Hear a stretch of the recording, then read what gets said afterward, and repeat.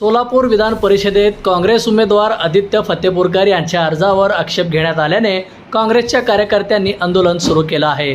भाजपच्या कार्यकर्त्यांसमोर तसेच आमदारांसमोर जोरदार घोषणाबाजी देखील यावेळी करण्यात आली आहे। बहुमत असून सुद्धा हे सरकार आम्हाला घाबरत असल्याची टीका काँग्रेसकडून करण्यात आली आहे। या संपूर्ण प्रकरणावर खासदार प्रणिती शिंदे यांनी भाजपवर सडकून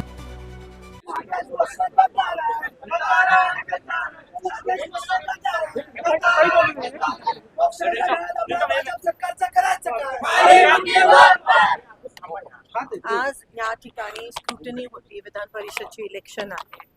काल आमचा कॅन्डिडेट या ठिकाणी आमचा कॅन्डिडेट आदित्य फतेपूरकर महाविकास आघाडीकडून फॉर्म दिला।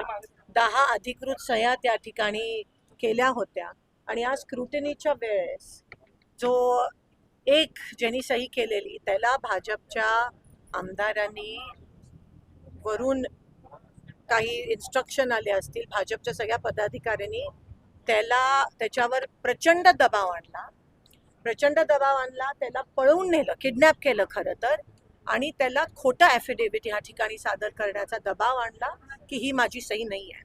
त्या माणसाचं आमच्याकडे रेकॉर्डिंग आहे। त्यांनी काल स्वतः आमच्या कॅन्डिडेटला फोन केला आणि सांगितलं की माझी सही घेऊन जा, म्हणजे खूप प्रचंड दबाव आहे। हे रेकॉर्डिंग आमच्याकडे आहे, ती सही त्याची आहे, दोन्ही सह्या त्याच्या आहेत आणि आमचा पूर्णपणे फॉर्म व्हॅलिड आहे। म्हणून आम्ही कलेक्टरना ह्या ठिकाणी निवेदन केलं आरोना आणि त्यांच्या सहकार्याने की ही स्क्रुटनी ही पारदर्शक पद्धतीत होऊ देत।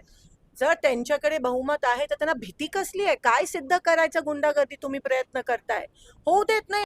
एवढं काय तुम्ही खालच्या पातळीला जाऊन एवढा दबाव, दोन्ही ज्यांनी कॅन्डिडेटनी फॉर्म भरलेले त्यांच्यावर हा दबाव की एका सिग्नेटरीला इनव्हॅलिड करणं, म्हणजे किती गलिच्छ राजकारण आहे। लोकशाही पद्धतीत होऊ देत असं मी कलेक्टरना सांगितलं। कलेक्टरना सांगितलं तुम्ही कोणत्या पक्षासाठी सेवा नाही करत, तुम्ही देशासाठी सेवा करताय। हा भान ठेवून तुम्ही त्या पद्धतीत निकाल द्या।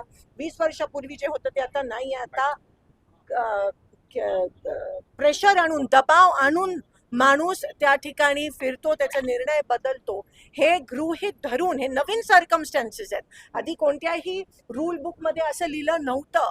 म्हणून त्या पद्धतीने चौकटीच्या बाहेर जाऊन तुम्ही चौकशी करून निर्णय पारदर्शक पद्धतीत द्या आणि इलेक्शन होऊ देत।